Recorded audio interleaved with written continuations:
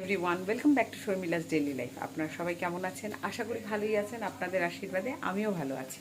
চলে এলাম আরেকটি উত্তপ্ত দিনের সকালে দেখা করতে। এখন বাজে 10:30। রান্নাবান্না বসিয়ে দিয়েছি, ঘরের কাজ সেরে রান্নাঘরে ঢুকেছি। যত সকালে রান্নাঘরের কাজটা করে নেওয়া যায় তত ভালো। দিন বাড়ছে আর রোদের তাপ ততটাই বেড়ে চলছে। অসম্ভব গরম, মানে চুইয়ে চুইয়ে ঘাম পড়ছে, আর ভাল লাগছে না।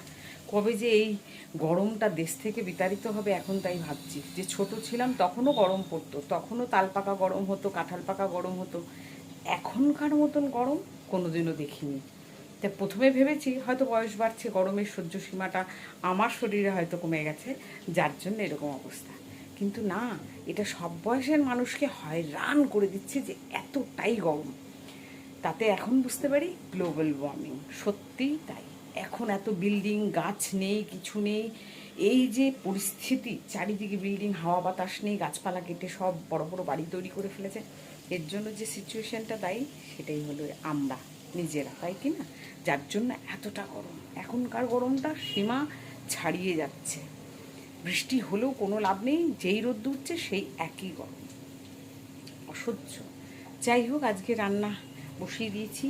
হচ্ছে চিকেন কষা, চিকেন কষিয়ে নিচ্ছি। গরমের মধ্যে ফোড়ন দেওয়া ডাল কেউ খেতে চায় না আমার ঘরে। মুসুর ডাল পেঁয়াজ রসুন দিয়ে সেদ্ধ করে নামিয়ে নিয়েছি। বড় বড় আলু দিয়ে, যে আলুও কেটে নিয়েছি, বড় বড় আলু দিয়ে পাতলা করে চিকেনের ঝোল হবে। দিয়ে আবার একটু চিকেন করে একদিন বাদ গেলে। কালকে আমার ইলিশ মাছ সর্ষে বাটা দিয়ে করেছিলাম, খুব বেশি বড় নয়, মাঝারি সাইজের ইলিশ। কেউ খেলো না, শুধু ঝোল খেলো। তো ইলিশ মাছ রয়েছে, আমার আর কিছু করতে হবে না। বুবুর জন্য কাতল মাছ ভাজা রেখেছি, ওটারও এক পিস রয়েছে, ও খাবে। আর আলু সেদ্ধ করে নামিয়েছি, ওটাকে ভালো মতো চোখা করে ফার্স্ট ক্লাস করে মাখবো। আর দেখি যে কোনো একটা সবজি করবো, না করলেই নয়। এবার চিকেনটাকে ভালো মতন কষানো হয়ে গেছে, জল ছেড়ে দেবো। হয়ে গেছে আমার শাক। এটা হচ্ছে রাই শাক, রাই সর্ষে না, রাই শাক। রাই শাকটা বড় বড় করে কেটে নিয়েছি, ঝিরিঝিরি করে একটা ছোট আলু দিয়েছি, টমেটো কুচিয়ে দিয়েছি, লঙ্কা ছাড়াই তো বুবু খায়।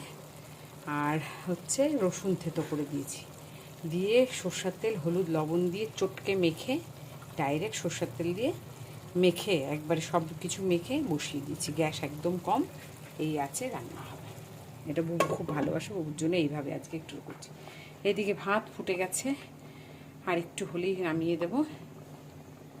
স্নান টান সেরে এই যে একটু ফ্রি হলাম, ভেজা মুখে ক্রিম মেখে নিলাম, কারণ ড্রাই করলেই পাগল পাগল লাগছে।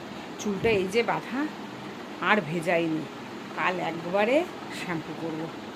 মানে চুলটা কেমন যেন আঠা আঠা কীরকম হয়ে আছে বলার কথা না, মানে যে চ্যাপচ্যাপে হয়ে আছে ঘামে।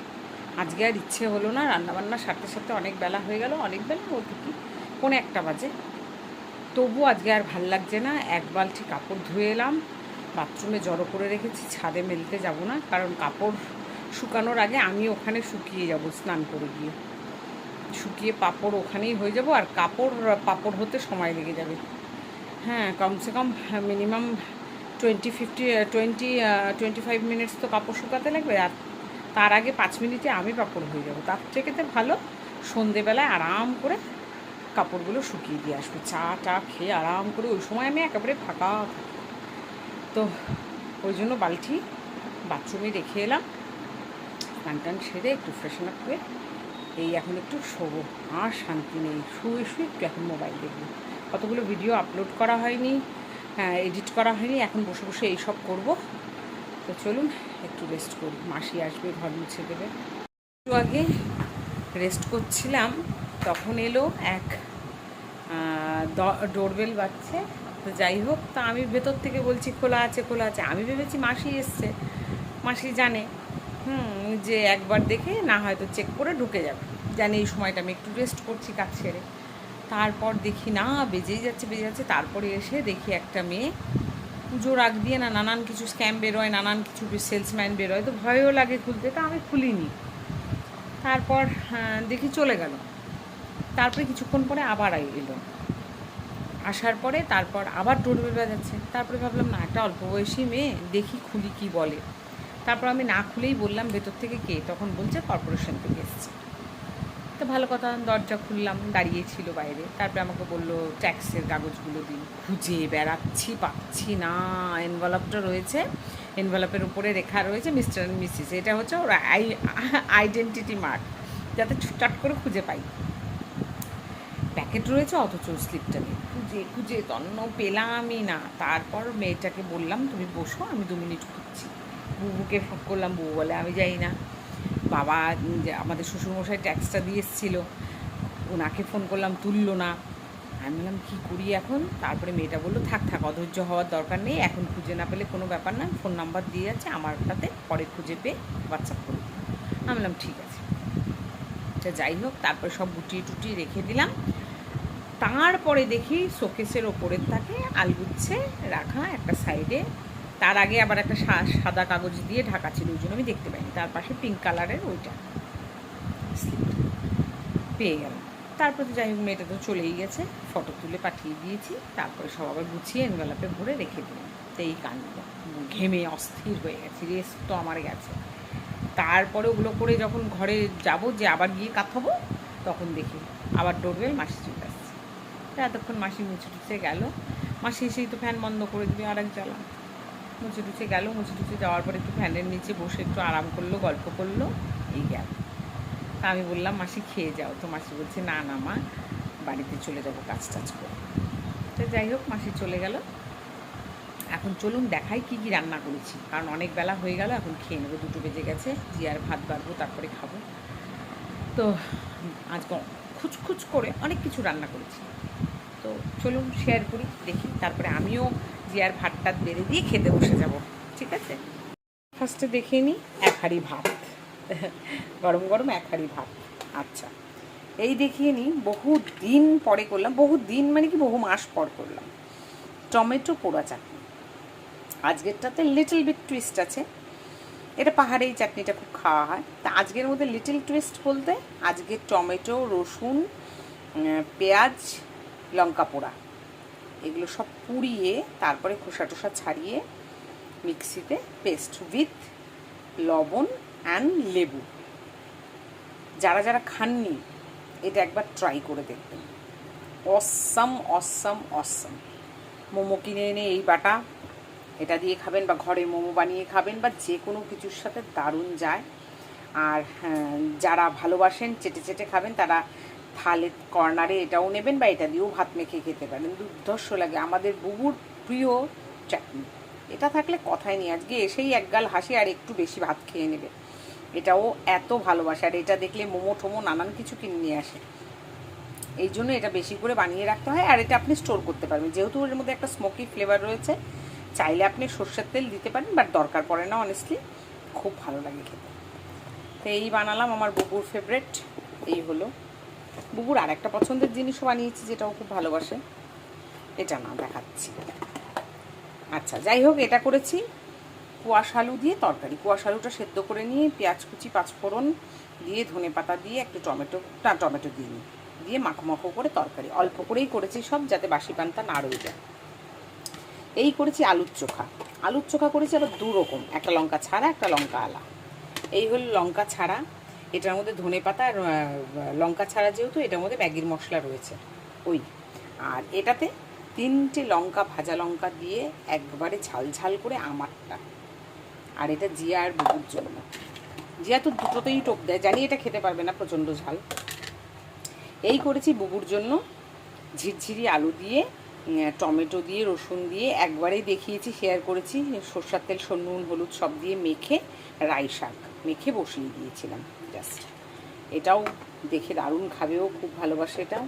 আচ্ছা, আর করেছি মুসুর ডাল সেদ্ধ, পেঁয়াজ, রসুন, টমেটো ছাড়া। টমেটো দিলে থাকে না, নষ্ট হয়ে যায়, ভয় লাগে, ওই জন্য টমেটো ছাড়া। সব কিছুতে একটু টমেটো খাওয়া উচিত না। এই যে একটু ঘন ঘন করে সর্ষের তেল ওপরে ছিটিয়ে দিয়েছি, সেদ্ধ ডাল। এটা জাস্ট ঘি দিয়ে খাবেন, অসাধারণ। আচ্ছা, এই যে আমার শ্বশুরমশাই ফোন করছে। আমাদের শ্বশুরজি ফোন করেছিল বাবা, তো ফোন করে খোঁজ নিল। তখন ওনাকে ফোন করেছিলাম যে কিছুই খুঁজে পাচ্ছি না, তার জন্য। তা ফোন তো তোলেনি, বাবা বাইরে ছিল, তার জন্য এখন তুলে জিজ্ঞেস করে সব শুনলো। আর করেছি ডিম সেদ্ধ। মেনুতে যাই থাক না কেন, বুবুর সবথেকে প্রিয় জিনিস হচ্ছে ডিম সেদ্ধ।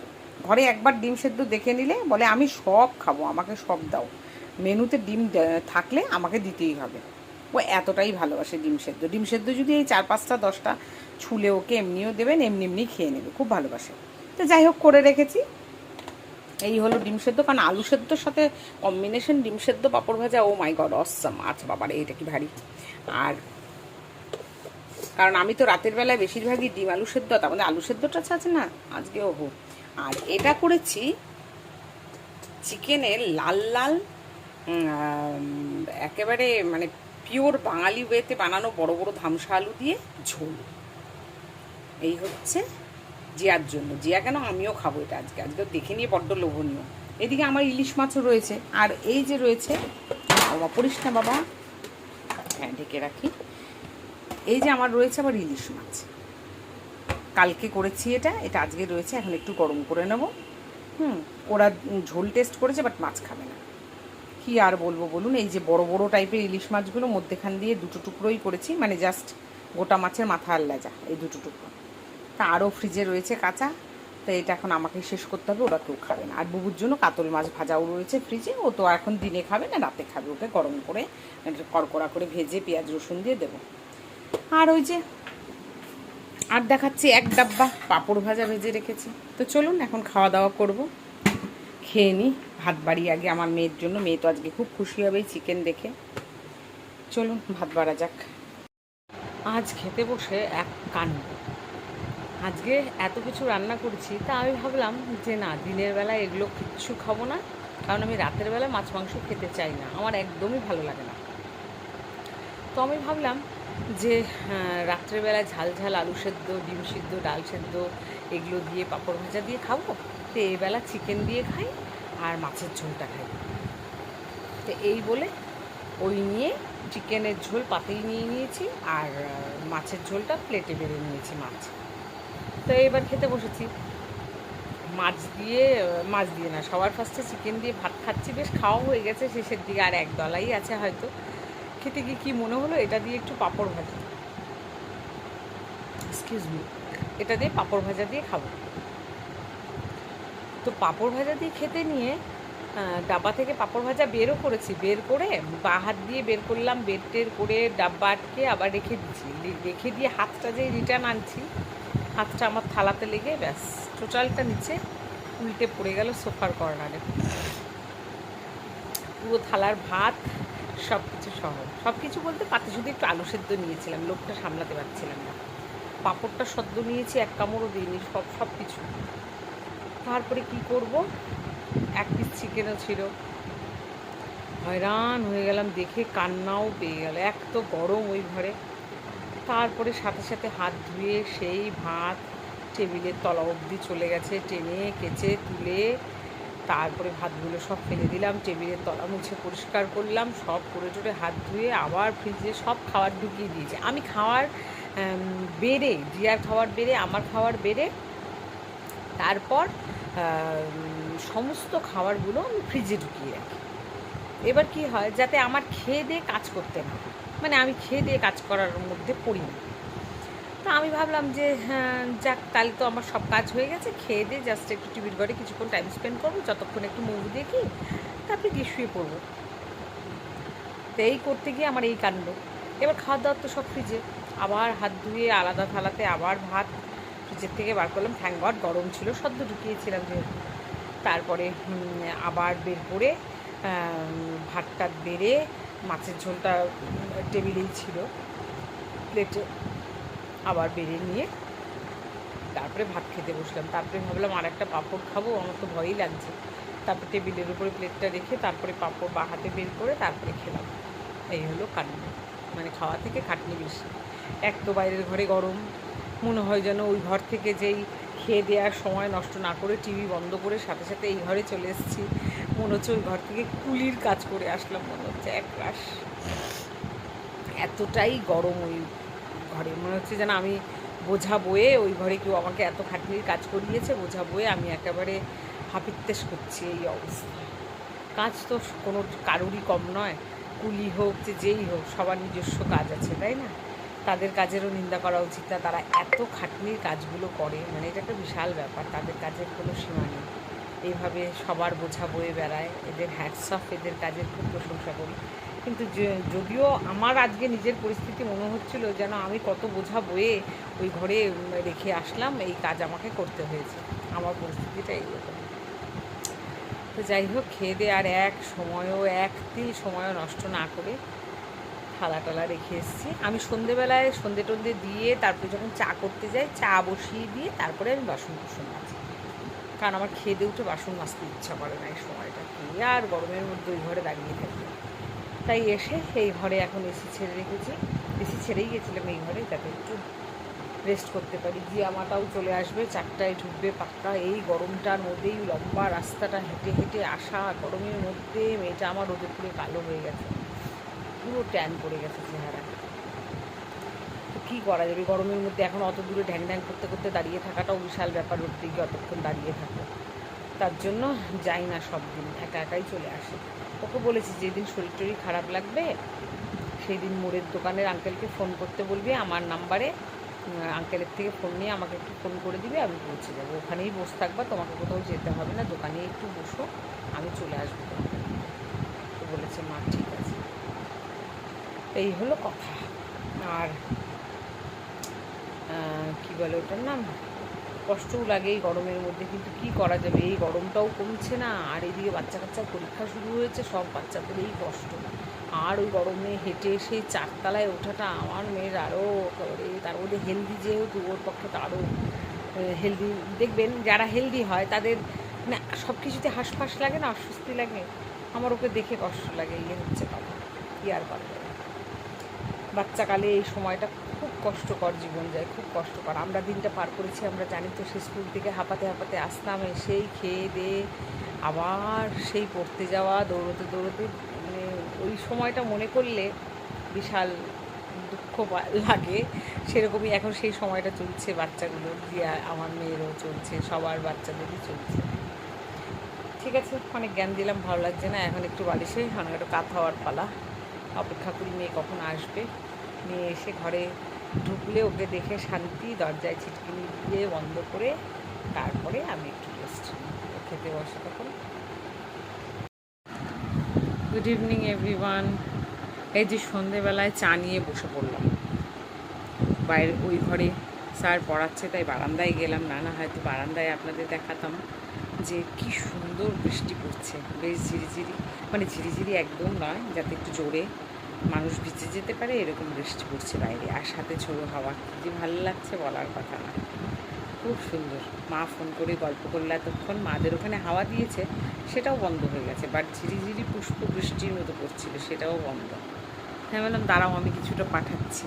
চা বসিয়ে দিচ্ছি, বাবা বললো আমার জন্য একটু চা নিয়ে আয়। আমি বললাম কাছে থাকতে আমি এই সময় চা গিয়ে দিয়ে আসতাম, ফ্লাক্সে করে নিয়ে গিয়ে বসে একসাথে 3জনে খেতাম এই সময়টা। কি আর করা যাবে, এত দূর থেকে একটু মা বাবাকে চা করবো, খাওয়াতে পারবো না। তাই যে চা নিয়ে বসলাম। চাটা সন্ধেবেলা না পেলে আমার যেন হয় শরীর অথর, নীরব, ধীর স্থির কেমন হয়ে থাকবে। চাটা পেলাম, জান আসলো, এনার্জি পেলাম বলে হয়। চাটা ঠান্ডা হয়ে যাওয়ার আগে চাটা খেয়ে। এই যে জিয়ার সন্ধেবেলার টিফিন, সন্ধে বলতে এখন রাত্রি 8:15 বাজে, পড়ে উঠেছে। এখন আবার বসছে অ্যাসাইনমেন্টে, যাই ওকে দিয়ে আসি। ওই ঘরে বসে বসে লিখছে, বসে না শুয়ে লিখছে কে জানে। জিয়া, তুমি বসে বসে লিখছো না শুয়ে শুয়ে লিখছো? না, এই না, গরম গরম আছে, সাবধানে। হ্যাঁ, ও জল শুকনো শুকনো মাখা মাখা খেয়ে দেখো। খাওয়া দাওয়া আর বাসন, বাবা দিনে কতবার বাসন বেরোয়, আর ভালো লাগে না। উফ, কি সুন্দর হাওয়া দিচ্ছে। এই দেখুন পাতা টাতা পড়ে আছে। সন্ধেবেলায় ঘুম থেকে উঠে দেখি, ওরে বাবা কি সুন্দর ঝড় বৃষ্টি হচ্ছে। বৃষ্টিটা খুব জোরে ছিল না, মোটামুটি, আর সাথে হাওয়া। এখন দেখুন হাওয়াটা আছে, তাও খুব জোরে না, হালকা মৃদু হাওয়া। আর এইদিকে বৃষ্টি নেই, একদম কমে গেছে বৃষ্টিটা। একদম সামনের বাড়ি কাকিমা হাঁটছে, রাস্তাটা ভেজা ভেজা, এই দেখুন রাস্তাটা ভেজা ভেজা। হাওয়াটাই শান্তি, মন শান্তি। ওই দেখুন আমার বাঁশ গাছের হাওয়া, কি অপূর্ব, মন প্রাণটা যেন জুড়িয়ে গেল। আর এই দেখুন কার্শিয়াংয়ের ঝিরিঝিরি লাইট দেখতে পাচ্ছেন, ওই যে কার্শিয়াংয়ের লাইট সামনে, চোখে না দেখলে বিশ্বাস করা যায় না। আমার বারান্দা থেকে টুনি বাল্বের মতো দেখা যাচ্ছে, দেখেছেন? খুব সুন্দর হাওয়া ছেড়েছে, যার জন্য আরও ভালো লাগছে যেন। কোথায় আবার গান বাজনা মিউজিক হচ্ছে। বৌদির দোকান খোলা, ওই যে রসগোল্লার ঘর, ঘরের ভিতরে রয়েছে মনে হয়। বাবা এসছে না এখন, বাবার সাথে খেলে বসে। বাবা, উফ, বারান্দায় এসে প্রাণটা জুড়িয়ে গেল, এত ভাল লাগছে বারান্দার হাওয়াটা, খুব সুন্দর লাগছে। গাছে হাওয়া দিলে পরিবেশের হাওয়ার সাথে কোনো হাওয়া তাল পায় না, তাই না? দারুণ লাগছে, দারুণ। যাই, ঘরে গিয়ে একটু বসি, মোটামুটি কাজ সেরে নিলাম। বুবু আসার অপেক্ষা, রওনা হয়ে গেছে, দেখি কতক্ষণে আসে। কি অপূর্ব হাওয়াটা, আবার দাঁড়িয়ে পড়লাম, আর যেতে ইচ্ছে করছে না, এত সুন্দর হাওয়াটা ছেড়েছে, খুব ভালো লাগছে হাওয়াটা, দারুণ। এটা হলো ন্যাচারাল হাওয়া। ওহো, আমার ছাদে কাপড় জামা রয়েছে, হে ভগবান, ভিজে মনে হয় থাক, কাল সকালে একবারে রোদ্রে আবার দিয়ে শুকিয়ে নিয়ে আসবো। চলুন ঘরে গিয়ে বসি। কিসে থালাটা দেখুন, কিচ্ছু নেই, দেওয়ার সময় হাতে ধরিয়ে দিল, পুরো চেটে নিল, দেখুন কি অবস্থা। যাই, এই ঘরে অন্ধকার গুটগুটে। দেখুন বাসন মেজে গেলাম সদ্য, এই যে এতগুলো বাসন, এই যে, এই দেখুন আবার জড়ো হলো। ভগবান, একটা বাধা ধরা ঝি থাকলেও পাগলা হয়ে যেত বাসন মাজতে মাজতে। যাই, এখন ওই ঘরে বসি, আবার ঘন্টি বাজবে, আরেকজন আসবেন, কাজের শেষ নেই। যাই, এখন বাজে রাত 10টা, এখন আমরা এসেছি পেট্রোল পাম্পে পেট্রোল করবো, কারণ রাস্তাতে একবার ট্রাই করলেও হয়নি,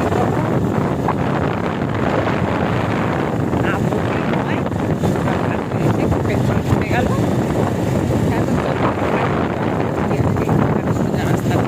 বৃষ্টি পড়া বেশ খারাপ হয়,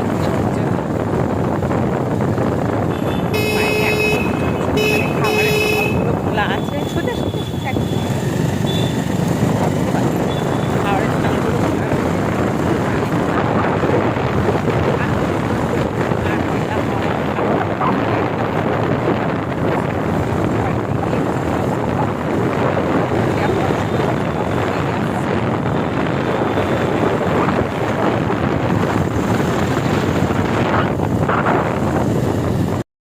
চলে এসেছি বাড়ি, দরজায় তালা ঠালা দিয়ে দিলাম, মেন গেটেও তালা দিয়ে এসেছি।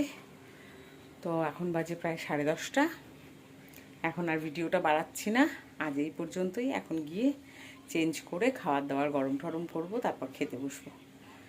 তো ভিডিওটা এখানে এন্ড করছি। সবাই খুব ভালো থাকবেন, দেখা হবে কালকের একটি নতুন ভিডিও, নতুন একটি ব্লগ নিয়ে। Till then, tata, bye bye, good night.